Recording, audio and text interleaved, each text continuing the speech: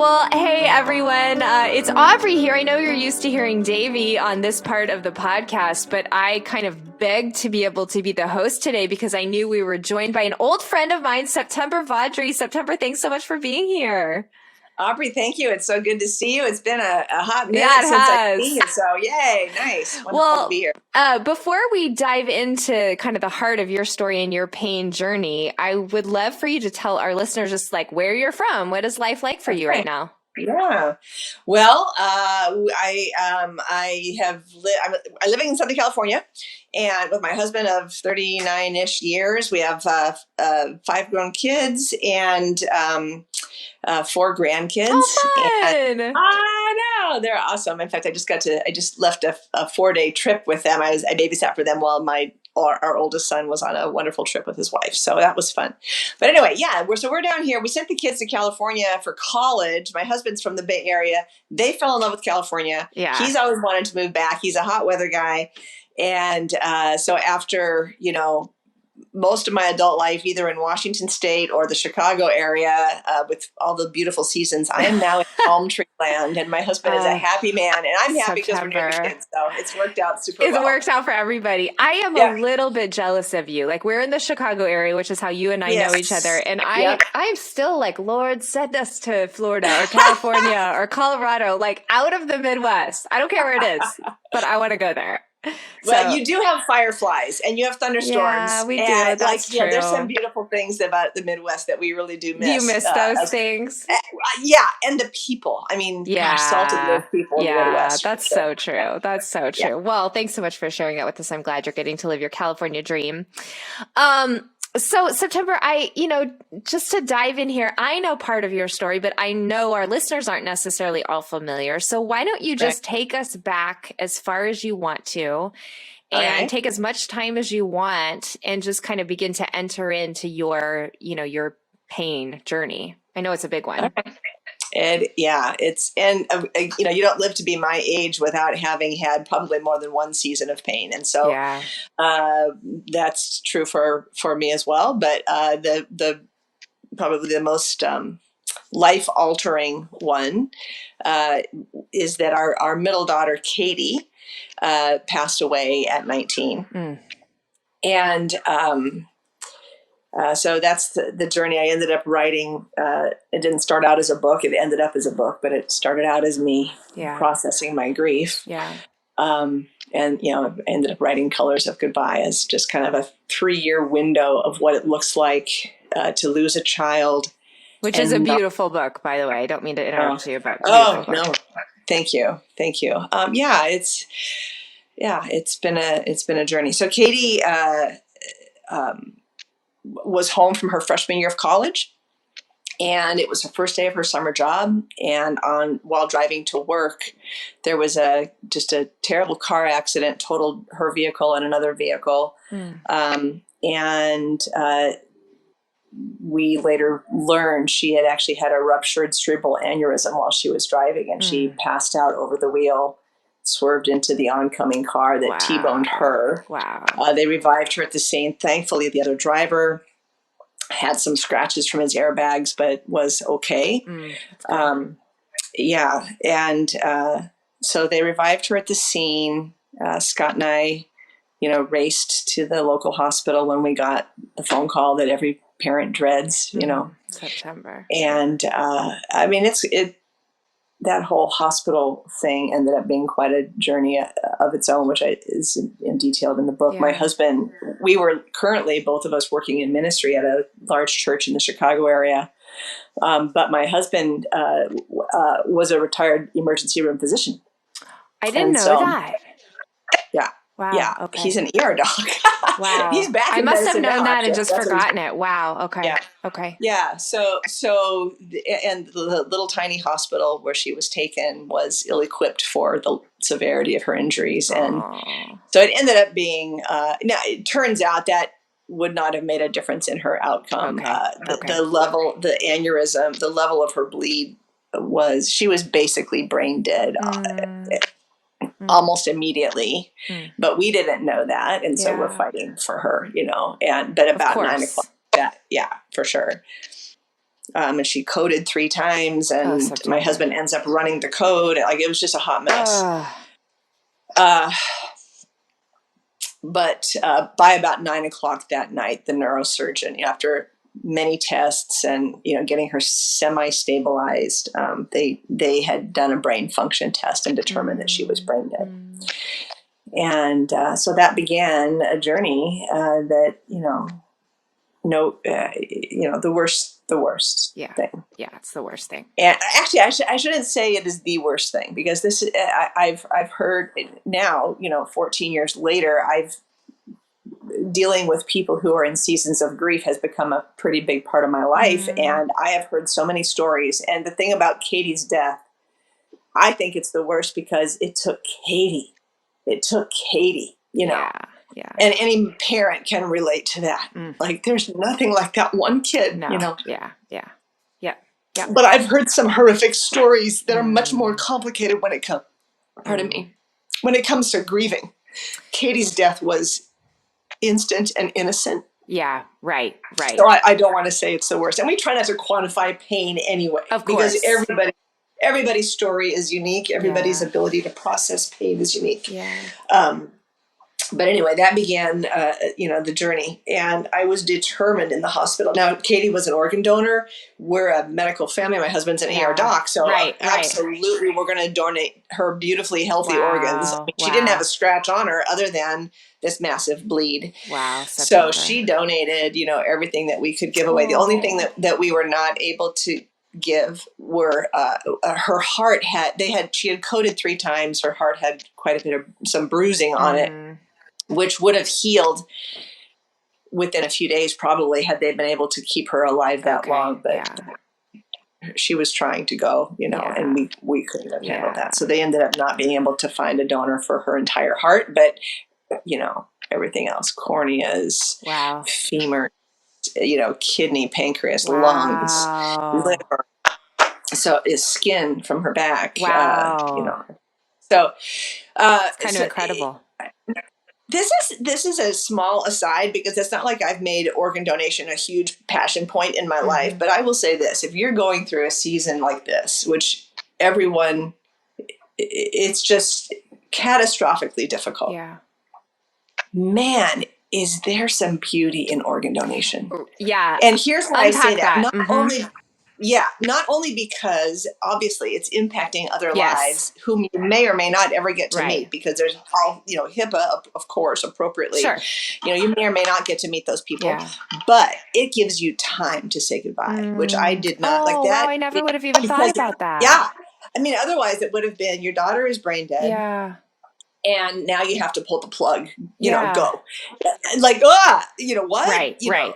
And with organ donation, now it starts a clock, and it takes about between 24 and 30 hours to cross-type her blood and put it in the system and find the matches and notify the matches and get the matches in. And like all of that organizational stuff gave our family a sanctuary of time with our daughter that I will just treasure forever. Wow. And so, from a selfish standpoint, it was a gift, and I didn't recognize that at the time. Yeah, what an incredible, that's an incredible insight, that in the middle of that horrific devastation, like those hours, that extended time became a gift. Sit by her body and know that, to get to say goodbye to her body, like as her mama, knowing every hand and like every part of her body, knowing what it looks like, and just savoring it. It was a beautiful. I haven't talked about that part of it in a long time, but it was very really powerful, September. A treasure. Yeah. I'm so grateful you got that time. And there is something, you just talked about a mama. You carry her body as a mama, you give birth to her, and then you spend so much time nursing her and holding her and raising her. I love that little body. Yeah. It's so precious. There is, this is kind of a tangent, but I do think sometimes we so undervalue the body as Christians. And so just, that holy moment of you getting to like say goodbye to her body and look over it. And that's very that's very Yeah. powerful. I can see why that's making me cry right now. So thank you for sharing that detail. And I didn't really get to say this, but I'm just so sorry for that loss. I just can't even imagine September.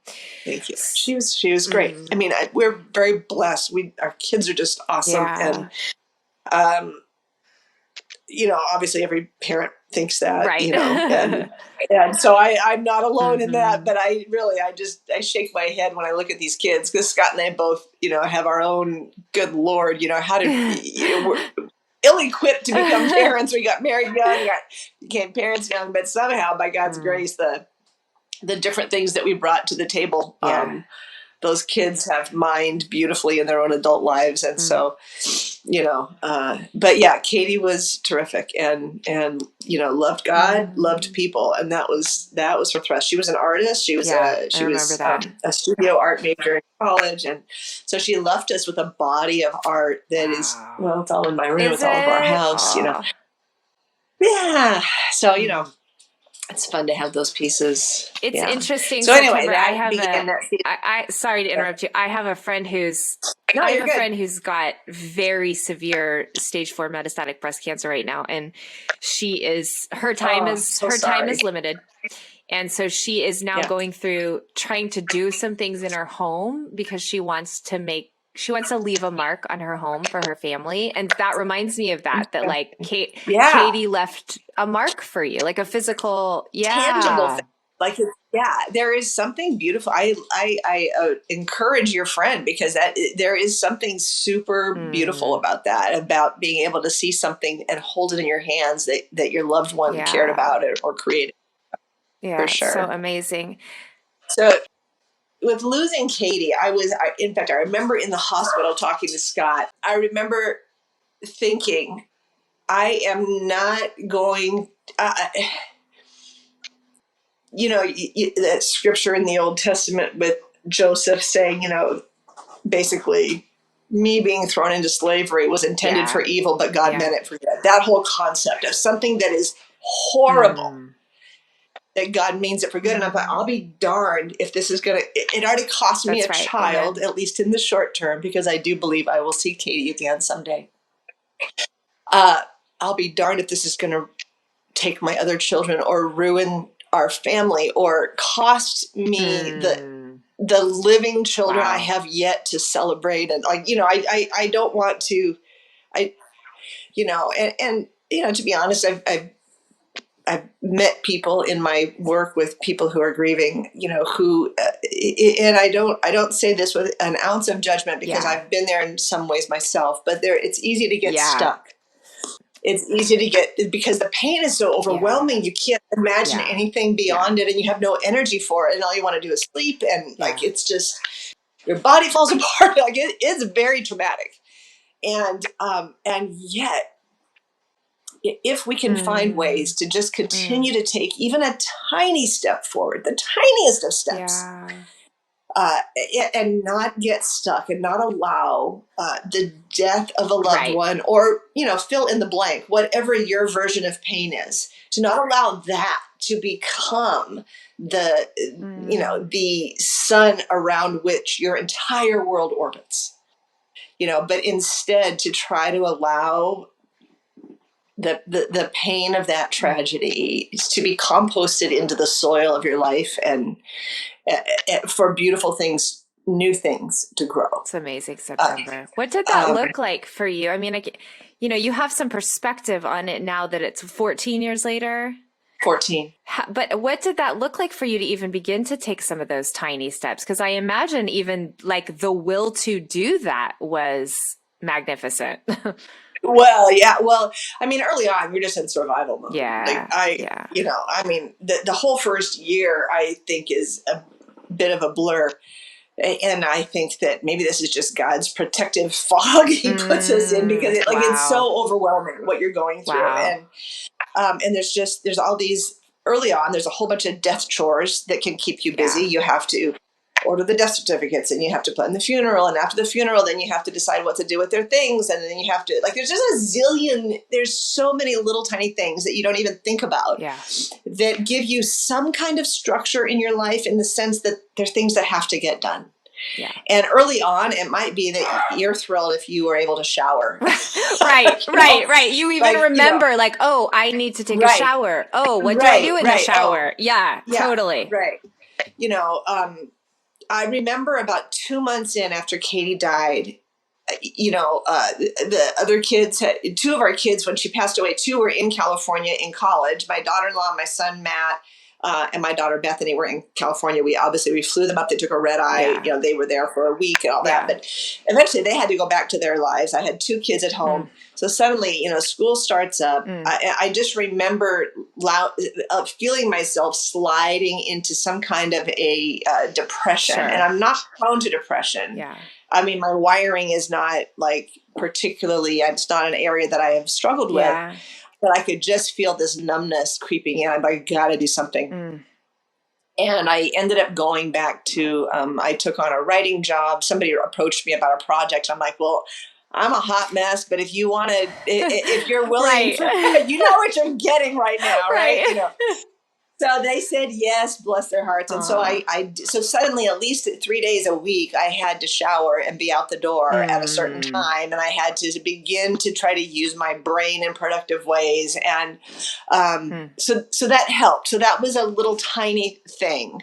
A lot of people, look for what are some meaningful memory, I don't know, like memorial type things that they can do for their, if their person died of cancer, can we raise funds? Can we do a GoFundMe page? Can we, their activism can be a way that people keep themselves, although I've also seen that cause people to get a little stuck too. Oh, so like when, they spend all of their focus on the activism, which can anesthetize us from actually just having to do that grief work. And the grief work is just, it's not fun, and it's not easy, and it takes a long time, and there's no, we often say, I ended up with some other wonderful, brilliant people at our old church. We ended up developing a grief curriculum that was about 8 weeks long. And one of the things that we would say is,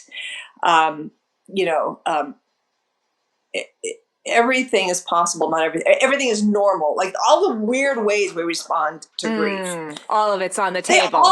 They're all normal-ish. I mean, there's probably some that you go, oh, that's not that normal, but for that person it is, whatever. But not everything is helpful. And to whatever degree we can, we should be choosing the helpful things, the things that help us face our pain and grieve our pain. Our youngest daughter, September, was 14 when Katie passed away. And she and Katie were so close. I mean, Katie was really, one of this big sister, almost mother figure for her. And that girl grieved hard and fervently. And I mean, literally, I would pick up a pile of spent Kleenex off the floor of next to her bed every morning, about this big. Bless her heart. She cried herself to sleep, and I'm talking about 4 months. Wow. And then she kind of inhaled, and it's not like her grief was done. Yeah. But man, she did healthy grief. She just dove into it. She just went there. And it was such a good example.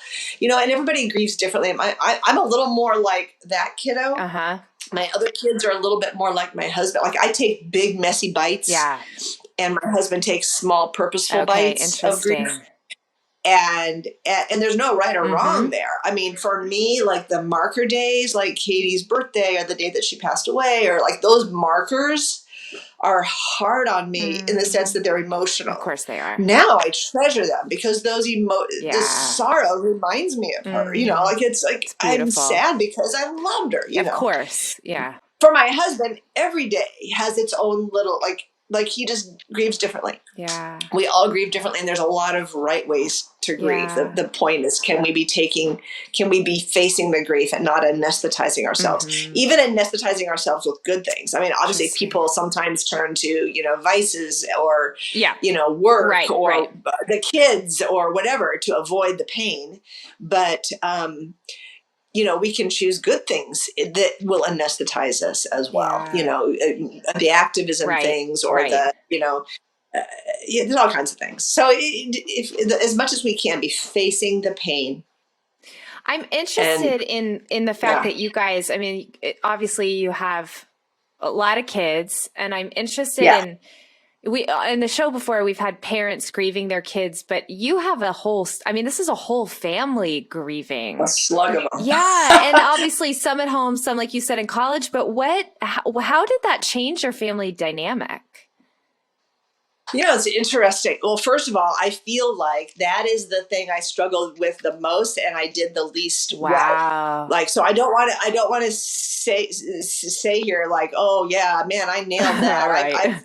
I have a friend, Joan, there were 4 kids in her family. Her oldest child passed away, and I feel like she's done a better job than I did. Like, you know, so for me, it was real. I kept wanting like this group grieving experience. Yeah. Because we were a real close family, and I couldn't ask for, I was too chicken to just come out and ask for it and just say I needed that. Yeah.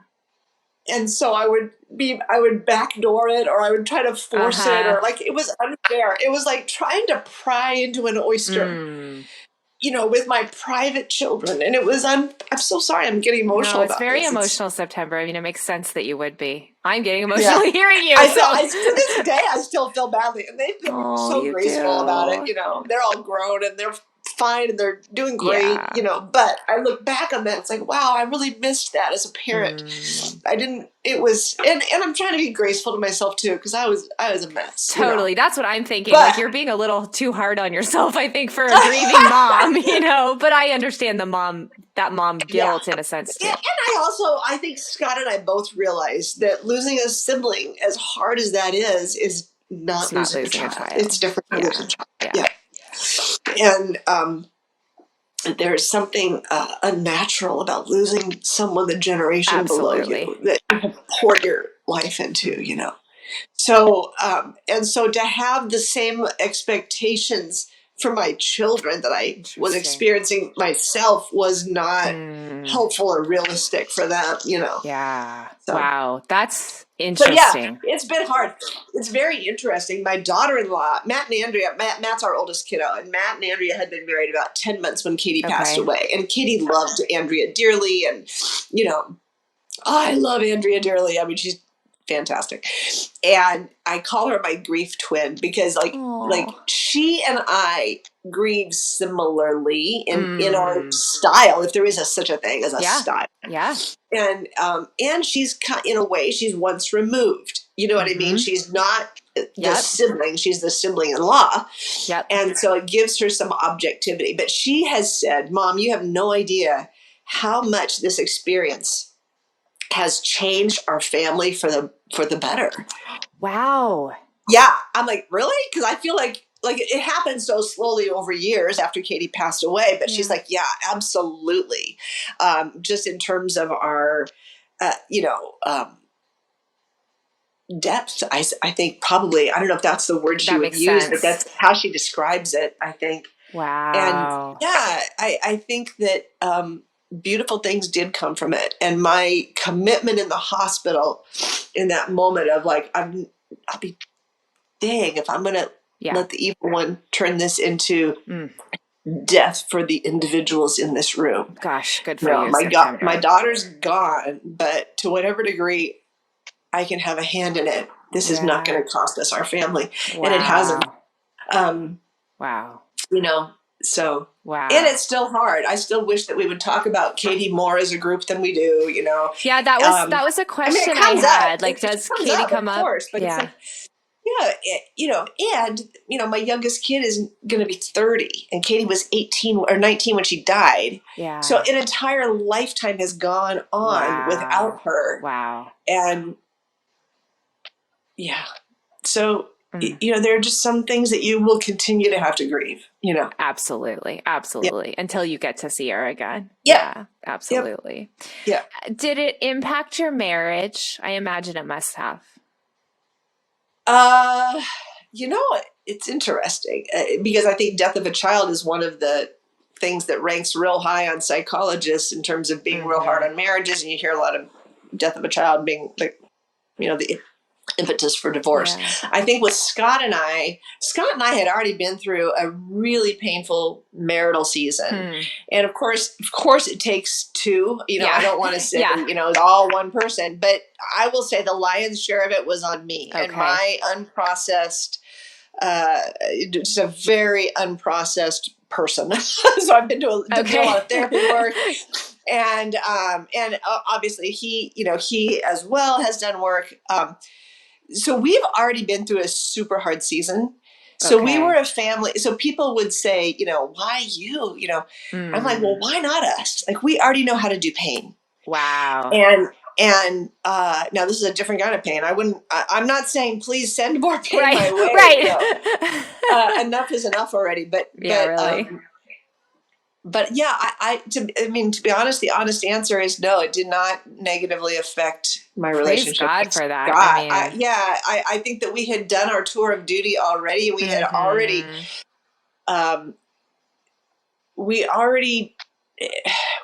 we functioned as we're super different. He and I, like every like Myers-Briggs or Enneagram, or any personality assessment, like he'll be this and I'm this. He'll be this and I'm this. Like we are so opposite and so different. That's me and my husband too. I mean, I think that's often the case, right?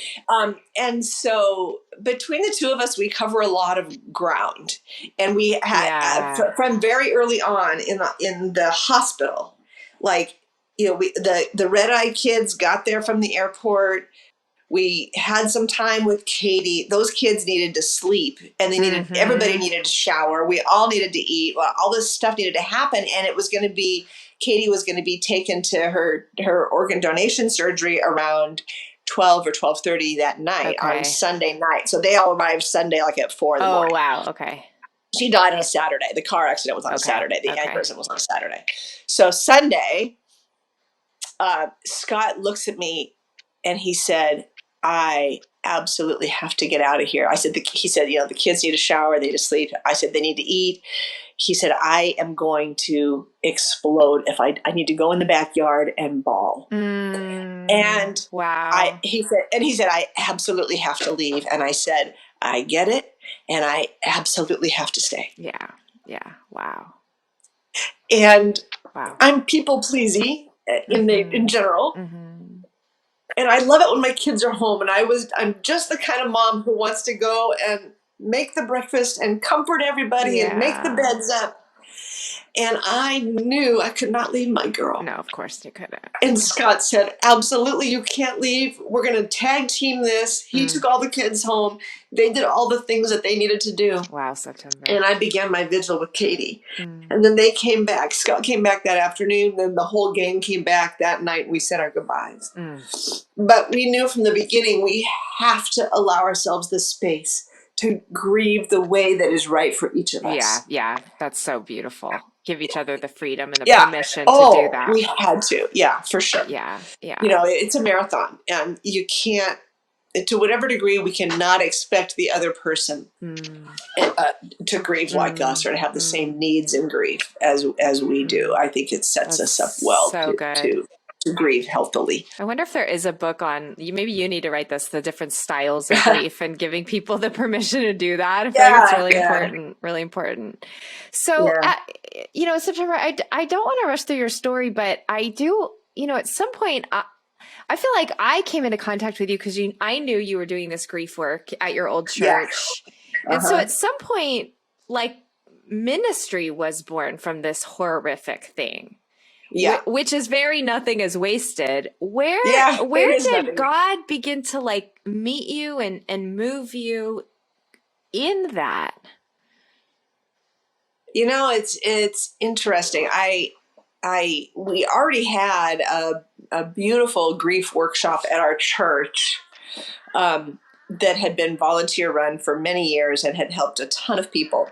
So there was already a foundation there with an amazing team of volunteers, and they began asking me, "Could you teach a session on such and such, or could you?" So I started to teach maybe one class here and there, but eventually, what happened was that department. I was on staff at Willow in the communications department, Eventually I left that team and joined the pastoral response departments, pastoral care, if you would, is what most people would call that department of a church. Yeah. And that's where that workshop was housed. And I began working on that workshop there. Okay. And over the next several years, we began really, at the time that we stepped into it, it was basically a bunch of, for the most part, a bunch of one-off topics, but there wasn't maybe cohesion, or we're taking people from here to here. Okay. There wasn't a lot of, here's what we are, here's what we aren't. Maybe, like there was just, again, it had been beautifully led by this amazing woman who did it for many years and continued on for a while after we stepped in. Yeah. But we did end up bringing a lot more, perhaps some psychological health, or not health, like that implies that the other stuff wasn't healthy. It absolutely a little more intention or something. Intentional about the psychology of grief. It's good. And it just became a deep love for me. And so I ended up, it's an 8-week workshop called Rebuild. It still is going strong. I understand it. Well, we're not there anymore. We live in California now, but it's just been a powerful thing. And every time I teach, I grieve. Like I walk away knowing that my grief process is a little bit healthier, having once again, and to be honest, Aubrey, after today, I'll probably go out in my backyard and exhale, and I'll know I did a little bit of grief work, because it's what we do. We grieve together. People who, my team, my old team at the church, they used to laugh, and I would say, people in pain are my favorite. Right. My favorite. Right. It's so true. There's something about that, isn't it? Oh my gosh. Yeah. Because, it cuts away when you go through any kind of a deep sorrow or a trauma or a loss, it's so clarifying. It's so true. It cuts away all the stuff that who the heck cares. And it's easier to have your yes be yes and your no be no, and beautiful things can happen in seasons of pain that I think it's hard for them to happen any other way. And it took me a long time to get to the point where I could admit that my view of God was a healthier, more joyful, more whole, God's goodness was more real to me, not in spite of Katie's death, but because of it. Wow. And I would trade all that to have my girl back. Of course she would. Like both things can be true there. Correct. Yeah. And are very true there. Yeah. I think that is one of I guess it's the mystery of God's Emmanuelness in our grief and pain, is that there are these like inexplicable treasures in darkness that you wouldn't necessarily like wish on other people. No. And yet you can only go, oh God, you have like met me here and showed up here and showed me yourself here in a way that I didn't understand before this. And you can't do anything except to say like, that's a mystery and thank you, question mark. You know what I mean?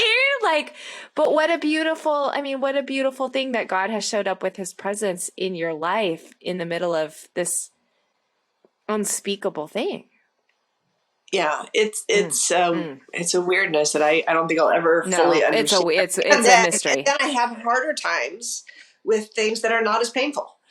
Yeah, watching what's happened in our country with evangelical Christianity in the last four plus years has broken my heart in a zillion little ways. Totally, and has been a total theological conundrum for me. I don't understand how this can have happened, and so that's a pain that is an insidious, hard to grab a hold of pain. And I'm still in the middle. I don't have any answers. I'm just in the middle of trying to make sense out of it. Where does the church fit in? Where does my relationship with the church fit in? All that. Yeah.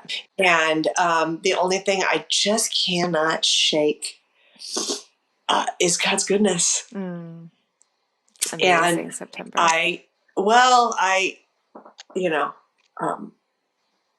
I don't know.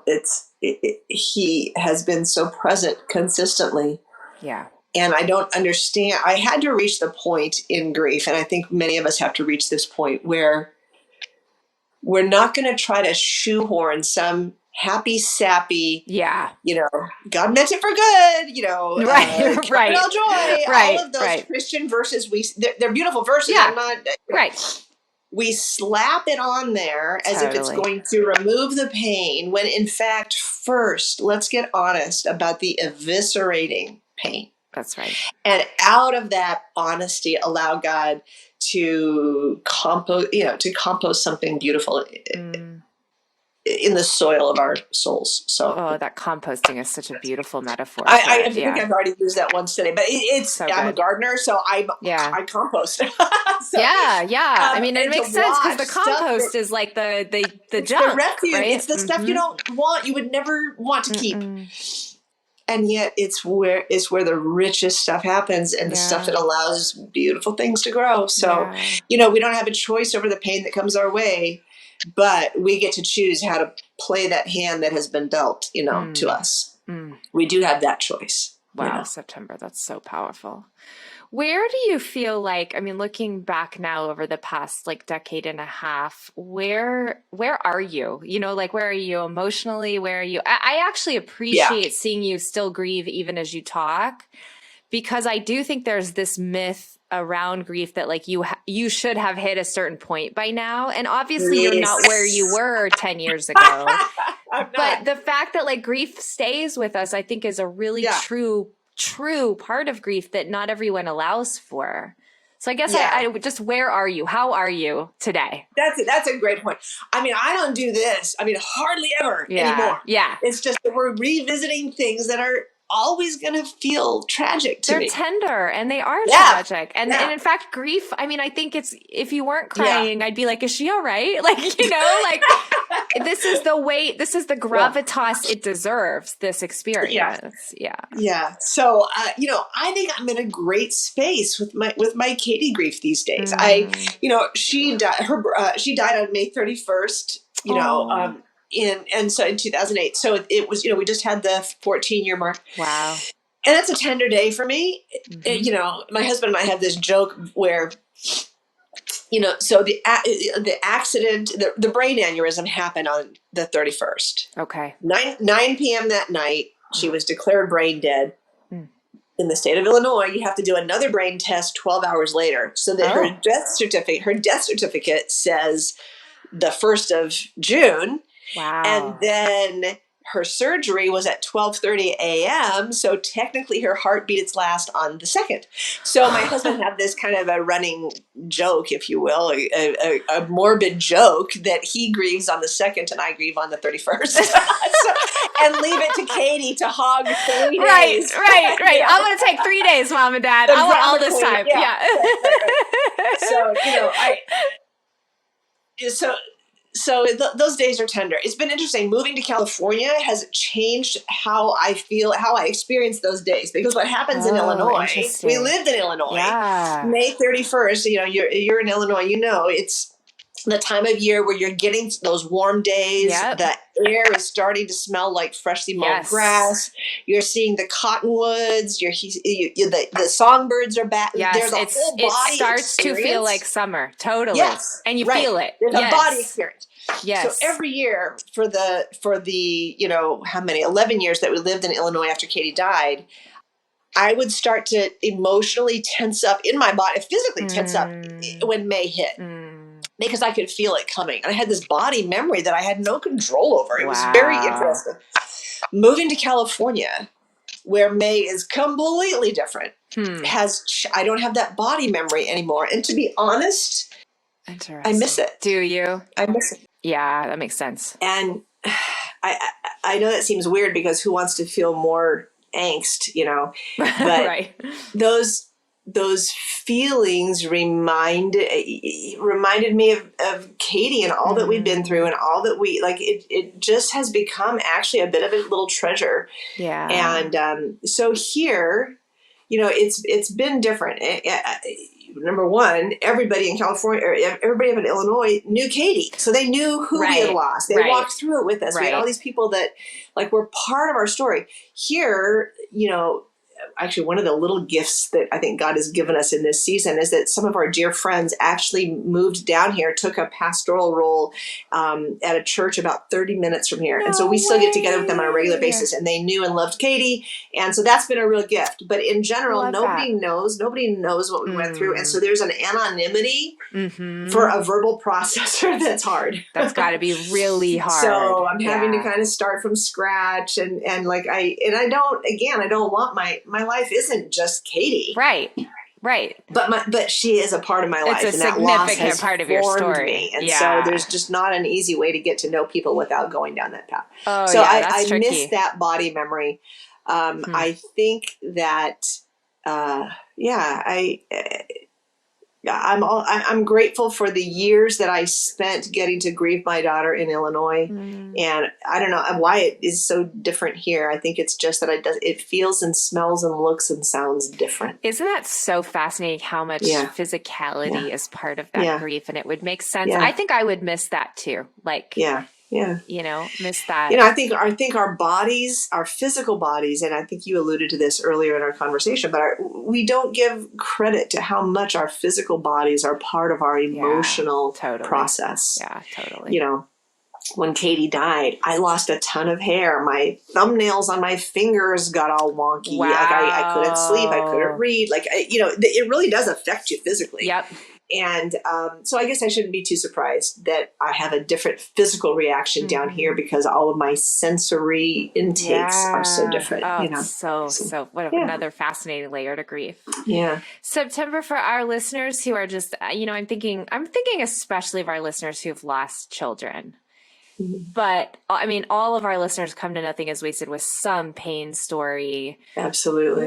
Do you have any just insight, encouragement? I mean, your whole story is full of wisdom and beauty. So everything you've said is meaningful. I just wonder if there's any permission giving you want to give them before we wrap up our time together. That's a great question. And I'm always hesitant to put myself in the seat of someone worthy of giving permission into somebody else's pain story. But from my own experience, I guess a couple things pop into mind. One of them is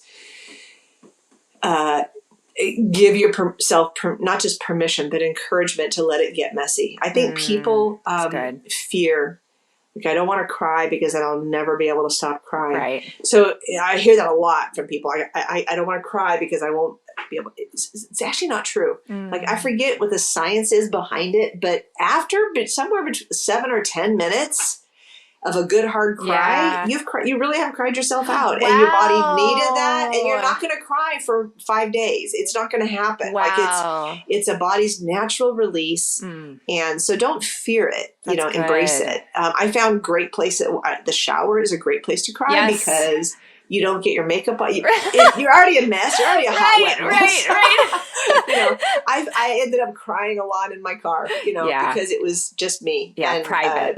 There was something, and I wasn't going to be disturbing the other kids in the house or whatever. There's all that. So I think that one of the things in my book that I had to fight for a little bit was I chose in writing the book, I chose to stay in the narrative stem to stern. When you particularly if you lose a child, or probably if you lose anybody, I don't know, but people give you grief books. Yeah. And it took me a while before I could focus enough to even read, but eventually I read all those books. Most grief books have an element of story, and then they have the top 10 to this, or the 3 steps to this, or there's a didactic study, how-to piece to it. Yeah.